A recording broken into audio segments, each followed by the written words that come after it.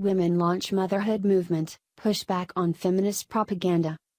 A gathering of women in the nation's capital last week was not coincidentally held on International Women's Day. Organizers said the press conference held at the Phyllis Schlafly Center was to announce to the nation and the world that mothers want to take back America from the grip of feminism and liberalism and return it to a country focused on family, freedom and the principles embraced by its founding fathers. Those gathered at a center named for a woman who spent her life championing the same values celebrated March 8 as International Mothers Influence Day, a day that brought to fruition Kimberly Fletcher's vision when she founded Homemakers for America to advance the idea that mothers are a cornerstone of American society and culture responsible for raising the next generation. Fletcher also wanted to rebuke the misinformed feminist belief that discounts the importance of motherhood and the socialist ideal that children are the responsibility of the state. We are the silent majority of women in America and in the world who want our families to be cherished, our rights under God to be respected and to be able to lead, guide and nurture our families and children in the way that we see fit, Fletcher said at the press conference. Fletcher's vision began with Homemakers for America but grew into a coalition of conservative women and pro-life, pro-family, and pro-America organizations across the country that launched a movement, Moms March for America. Kimberly Fletcher, center-left in lavender shirt, founded Homemakers for America and has now joined with like-minded mothers to launch a movement to counter feminism. They held a press conference last week in Washington, D.C., to announce the Declaration of Mothers that is the platform for the movement dubbed Moms March for America. The website describes it as a cultural movement of moms that together will march forward to restore the value to motherhood, marriage, womanhood, and patriotism proclaimed through the lives they'll lead, the children they raise and the liberty they possess. Living counterculture, they are ignited with the passion of patriots of the past while firmly planted on the foundation of God and a clear vision of hope for the future. They will change their homes, their communities and indeed a nation. And last week, women from across the United States came to Washington, D.C., to mark the first International Mothers Influence Day. They also came to make the official presentation of a 2-year-in-the-making project, the Declaration of Mothers, which has been signed by thousands of women in 6,000 cities and all 50 states since it was sent virtually across the nation in May.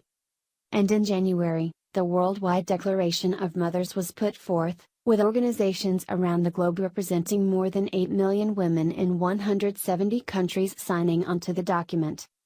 It's about women who put their priorities first and realize that in our home is where our greatest influence is and that we are not just making a home, but we are shaping a nation, Fletcher said, adding that she believes the movement can reverse the damage done by liberalism and feminism in recent decades. We have the power to completely turn it around in one generation, Fletcher said. That's why we launched this movement.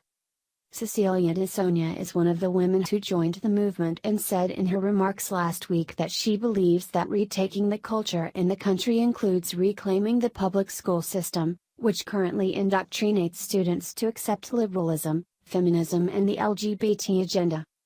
This movement is all about awakening moms to the power they possess to reshape this nation and inspire our children so that they will be the adults that will bring this country back to upholding morals and constitutional principles our founding fathers dreamed it would be, a democratic government that limits government power, DeSonia said.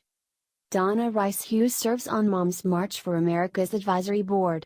She spoke about the Enough is Enough campaign that she launched in the 1990s to protect American children from the darkest corners of the Internet.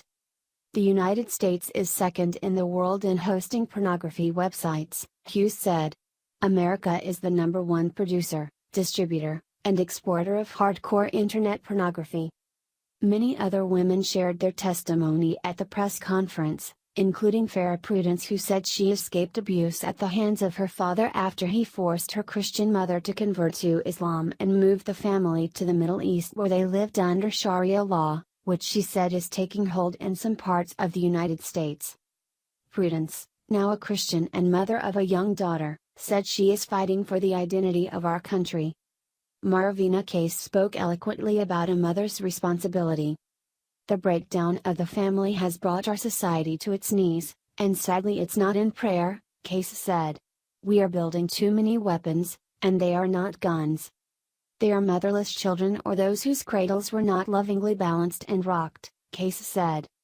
Fletcher also said the movement she launched is meant to counter the Women's March that was born following the election of President Donald Trump, according to a press kit distributed the media ahead of the press conference. It is clear that despite what the media and radical feminists would have us believe, the pink-hatted protesters do not speak for the majority of women in America, or the world, the press release said.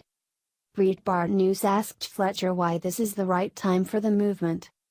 We are at a critical time in our culture, Fletcher said. Our children are under constant assault, from gender confusion to global warming guilt. We are bombarded with messages that tell our boys they are rapists in the making and our girls they will always be victims, Fletcher said. White privilege is taught in schools as historical fact, making white kids feel guilty and black kids feel like they'll never succeed. All these things are pushed on our kids by radical feminists and their cohorts, Fletcher said. Last week's gathering concluded with the women reading the Declaration of Mothers, which says, in part, as the mothers, primary makers of the homes of America and molders of the future of our nation, we declare that the liberty and freedom of all people begin in the home and that a nation is but a magnified home. The values and virtues taught within the family will determine the values and virtues of the nation as a whole. We recognize the sacred role of mother as the heart of the home and home is the heart of society. The liberty of each individual begins in the home and parents are, first and foremost, the primary teachers and protectors of their children in a free society. Properly constructed social, religious, and governmental institutions are designed to support and strengthen the family unit, not replace it or regulate it. No association or government organization can replace the family no matter how well intentioned or well designed it may be.